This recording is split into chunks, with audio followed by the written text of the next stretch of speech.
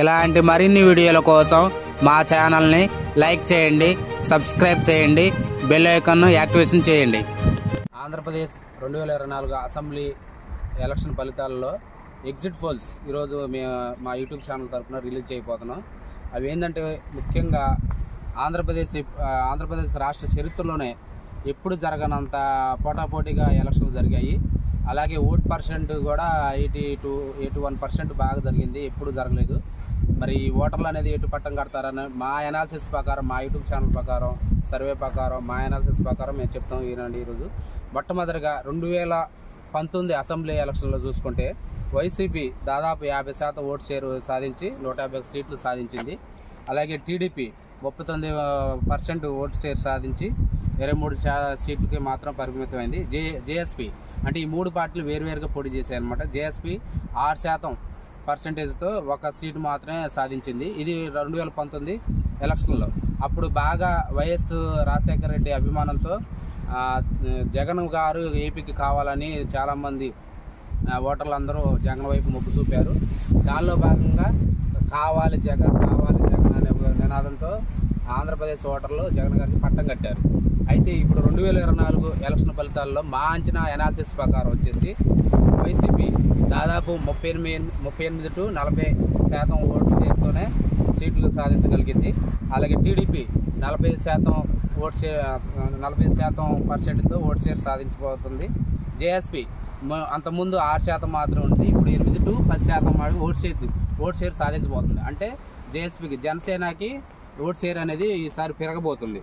అలాగే BJP already 1% కంటే తక్కువ ఉన్న బీజేపీ ఈసారి మినిమం 1% దాకా రావచ్చు, ఇది అంచనా. అంటే 2024 సార్వత్రిక ఎలక్షన్లలో ఏపీ అసెంబ్లీ ఎలక్షన్లలో వైసీపీ ఒక పక్క, కూటమి ఒక పక్క, అంటే టీడీపీ, జనసేన, బీజేపీ ఒక కూటమి పక్క ఫలితాల్లో పోటీ చేస్తాయి. ఈ ఫలితాల్లో దాదాపు ఈ కూటమికి 55 నుంచి 58% ఓట్లు అనేది సాధించగలుగుతుంది. వైసీపీ మాత్రం 38 to 40% మాత్రమే ఓటు షేర్ సాధించగలుగుతుంది. అయితే సీట్ల లెక్కకు వచ్చేసి వైసీపీ మా అంచనా ప్రకారం 30 నుంచి 50 సీట్లకు మాత్రమే పరిమితం కాబోతుందని అంచనా.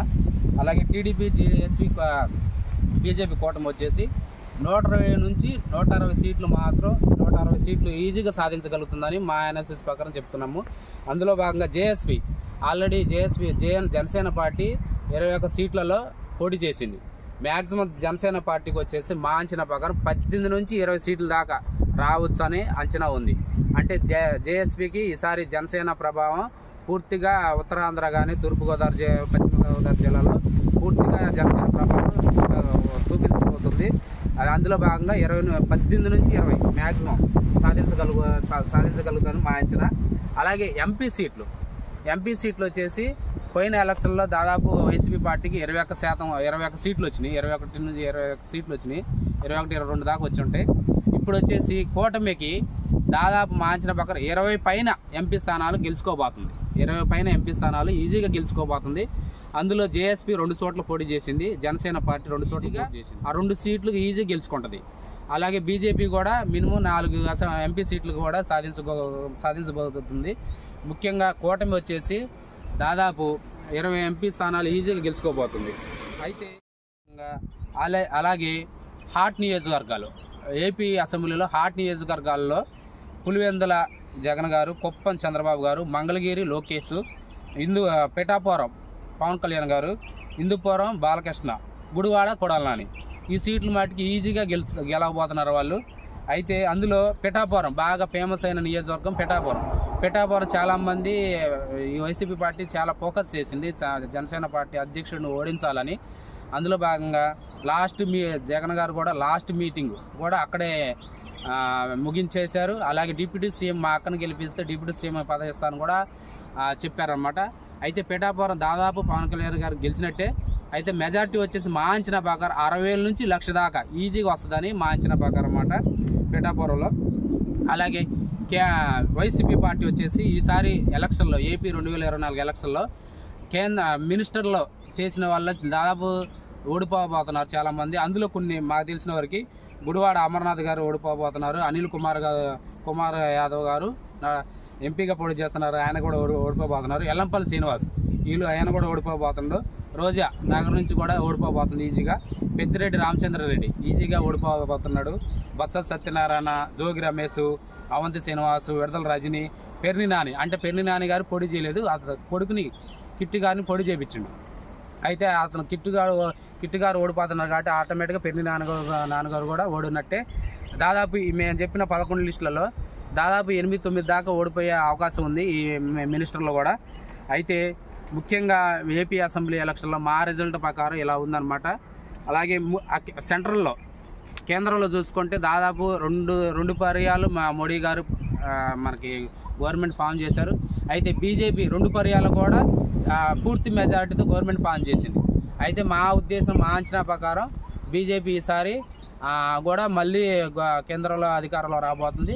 కాకపోతే ఏంటంటే ఈసారి అంతకుముందు ఎలక్షన్లో అయితే మిత్రపక్షాలు అవసరం లేకుండానే మిత్రపక్షాలు అవసరం లేకుండానే అధికారంలోకి వచ్చింది. ఈసారి వచ్చేసి ఎన్డీఏ కూటమి, ఇండియా కూటమి డిఎన్టీడీఏ లాగా ఎలక్షన్ జరిగినాయి. కాకపోతే ఏంటంటే ఏదైనా దాదాపు కొద్దిపాటి మెజార్టీతో అయినా మిత్రపక్షాల అండతోనైనా బీజేపీ మోడీ గారు కేంద్రంలో అధికారం చేపట్టబోతున్నారు. ఇది మా అనాలిసిస్ ప్రకారం. ముఖ్యంగా మా అనాలిసిస్ ఏంటంటే మేము దాదాపు ప్రజల్లో తిరిగి దాదాపు ప్రజల అభిప్రాయాల నుంచి మేము సేకరించి మేము ఈ సర్వే రిలీజ్ చేస్తున్నాం. అంతేకాదంగా ముఖ్యంగా మేము పోయిన ఎలక్షన్లో తెలంగాణలో 2 పర్యాలు కేసీఆర్ గారు, తర్వాత రేవంత్ రెడ్డి ఈ పోయిన ఎలక్షన్లో జరిగిన తెలంగాణ ఫలితాల్లో దాదాపు మేము కూడా చెప్పాము కేసీఆర్ గవర్నమెంట్ పడిపోబోతుంది, రేవంత్ రెడ్డి సర్కారు, కాంగ్రెస్ సర్కారు గెలవబోతుందని మేము కూడా చెప్పాము. రేవంత్ రెడ్డి గారు కూడా ముఖ్యమంత్రి అవుతాడని మేము చెప్పాము. మా సర్వే చూసిన వాళ్ళందరూ అది నిజమైంది దాదాపు. ఇప్పుడు కూడా మా అనాలిసిస్ ప్రకారం మేము ఈ సర్వే అనేది రిలీజ్ చేస్తున్నాం. ఖచ్చితంగా కూటమికి మొగ్గు చూపుతుంది మా సర్వే. కూటమి అనేది 120 నుంచి 160 సీట్లు ఈజీగా సాధించగలుగుతుందని మా అంచనా తెలియజేస్తున్నాం. ఇది సరే, ఇలా సర్వే అనేది రిలీజ్ చేస్తున్నాం. అయితే ఈ సర్వే అనేది మా అంచనా అనాలిసిస్ ప్రకారం చెప్పినాం కాబట్టి ఒకవేళ దాదాపు సాధ్యం అయితే అది ఎందుకు సాధ్యమైనది 5వ తారీఖు అనేది మళ్ళీ ఒక వీడియోలో చూపిస్తాం. అది ఒకవేళ కూటమి కనుక అధికారంలో వచ్చింది, ఎందుకు వచ్చింది, ఏ విధంగా చేస్తే వచ్చింది, ఎవరు ఓటు బ్యాంకు పడింది కూటమికి అనేది అధికారంలోకి వస్తే ఒకవేళ 5వ తారీఖు వీడియోలో మేము పూర్తిగా వివరిస్తాం. ఒకవేళ అధికారంలో రాకపోతే ఎందుకు రాలేదు లేదా అంచనా తలకిందులు అయితే దాన్ని కూడా మేము 5వ తారీఖు వీడియోలో మీకు పూర్తిగా వివరిస్తామని మేము తెలియజేస్తున్నాం. ఇది మా YouTube channel JPT TV YouTube channel వారి పూర్తి సర్వే అన్నమాట.